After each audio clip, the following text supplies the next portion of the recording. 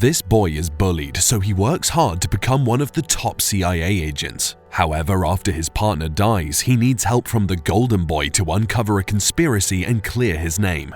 In school, Robbie Weirdicht is taking a shower in the boys' bathroom while rocking some moves. A group of bullies come in and start mocking him. At the same time, star athlete Calvin Joyner, the Golden Jet, is being honored in the gymnasium where their last school assembly is taking place. Calvin is awarded and declared the most likely person to succeed, and the whole school chants his name. In the middle of his speech, the nude and moderately overweight Robbie is thrown into the gymnasium where he slides to Calvin's feet.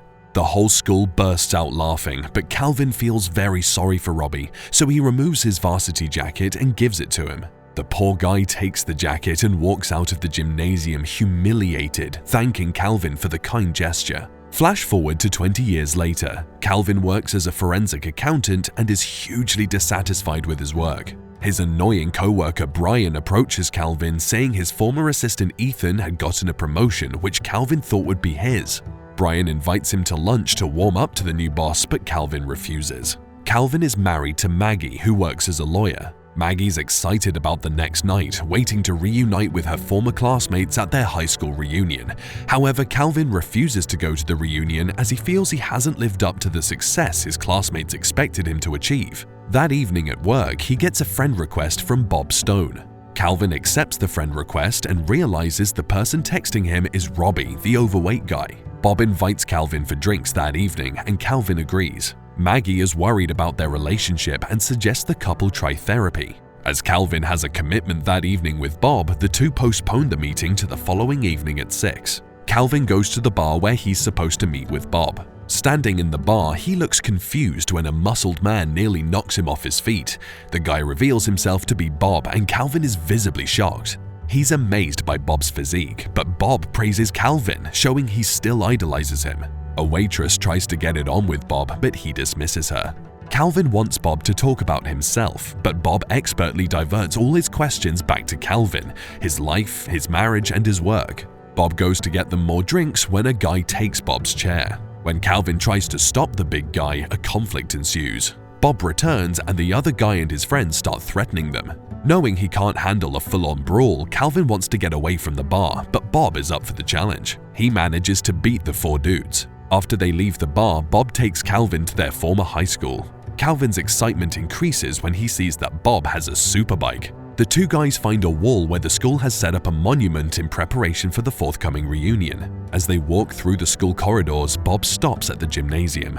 Bob remembers his humiliation, and Calvin asks how he coped with that. Bob answers that since that day, he had never been naked before anyone. He also states that he took the pain he felt that day and buried it deep down. Calvin sees all the pictures and notes the other students had left in praise of him, which seem to remind him of his miserable life. Calvin says he doesn't feel like the hero of his own story. Bob drops Calvin home, and Calvin admits he had a good time. He also tells Bob that if there's anything he can help him with, then he shouldn't hesitate to ask. Bob asks Calvin to review some online transactions. Calvin discovers a multi-million-dollar auction with bidders from radical countries, and the final bids are set to conclude the following day. Calvin wants to know more about the accounts, but Bob plays clueless and ruins the laptop by accidentally pouring a drink on it. He also asks if he can spend the night. The next morning, Calvin is shocked at Bob's mess. Food wrappers and containers are everywhere. He sees that Bob is still sleeping when suddenly someone knocks at his door. A team of CIA agents led by Pamela Harris are at the door and inquire about Bob. Calvin leads them inside, shocked to see the living room perfectly cleaned up. Pamela explains to Calvin that Bob is a dangerous rogue agent who murdered his former partner, Phil Stanton, and stole satellite codes from the highest bidder. Calvin is shocked at all this and reveals that he only met Bob the previous night. He also feels betrayed to learn that Bob only approached him because of his computer skills. Maggie calls Calvin and tells them their therapy session is at lunchtime. Suddenly, Bob calls Calvin and distracts the agent so he can get a chance to talk with Calvin. Calvin doesn't need any part in Bob's plan and needs Bob to leave him alone, but Bob abducts him after some shootout in the office. Calvin is impressed by how Bob can manipulate objects such as a banana into weapons and his hand-to-hand combat skills.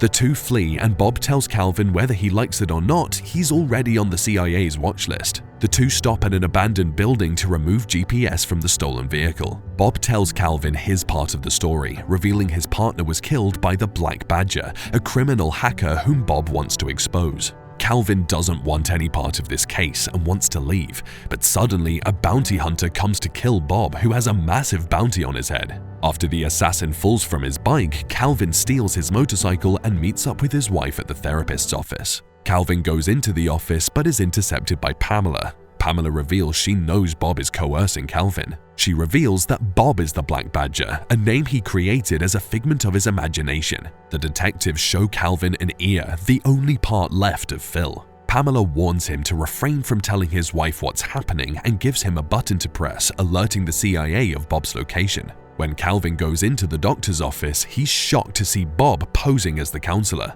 After Maggie leaves, Bob manages to convince Calvin to help him. He tells Calvin that the bank transaction numbers would give them where the sale will take place and honestly admits he does not have the codes. Calvin takes Bob to meet Trevor, the high school bully who can track the offshore account for the auction. Before Trevor surrenders the papers, he gets on his knees and apologizes to Bob for the humiliation he caused him. He says that a couple of years ago he found the Lord Almighty, and he feels it's only fitting he make amends to the people he had wronged. After a few minutes, Trevor reveals he is fake apologizing. Bob is still scared of the humiliation Trevor caused him, and his body insecurities come crashing down on him. He's unable to stand up to Trevor, and the two leave. Calvin is so angry he nearly ruins Trevor's door. Calvin tries to catch up with Bob, but he closes the elevator door. Calvin's phone buzzes and Pamela warns Calvin that she will arrest Maggie for conspiracy if he doesn't surrender Bob. Calvin has no option but to offer Bob. Pamela interrogates Bob, and his screams of agony make Calvin rethink not helping his friend. He uses the banana technique and frees Bob from Pamela. At first, Bob feels disheartened, but Calvin gives him the motivation he needs. Bob and Calvin have to escape the many agents surrounding them. Calvin discovers the deal is happening in a Boston Underground parking garage. To get there, they have to steal a plane. On the way to Boston, the plane is out of gas and starts going down, heading towards impending doom. Bob asks Calvin what the one thing he regrets not doing now that he is about to die is, and Calvin finally admits he would like to be a father. Bob suddenly switches the plane back on, revealing it was all a ruse to get Calvin to admit his failures. Bob goes in alone at the location and Calvin is left to keep watch. Calvin suddenly sees Pamela walking towards the underground lot a while later and guesses she is the Black Badger. He runs after her only to find Bob meeting with the buyer and claiming to be the Black Badger. Bob shoots Calvin, grazing his neck to keep him safe. Before the transaction is done, Phil appears, revealing he had faked his death and is indeed the real Black Badger. A fight breaks out after Pamela and her team arrive, and Phil reveals his plan to frame Bob for the crime. Bob kills Phil, and now his name is cleared. Calvin and Bob make it in time for their 20th year high school reunion. Upon arriving, Calvin reconciles with Maggie and promises to improve their marriage. The new prom king is announced to be Bob, and when Maggie asks how that happened, Calvin reveals he hacked the school's voting system to make it happen. Trevor appears to bully Bob again, but Bob finally stands up for himself and punches him.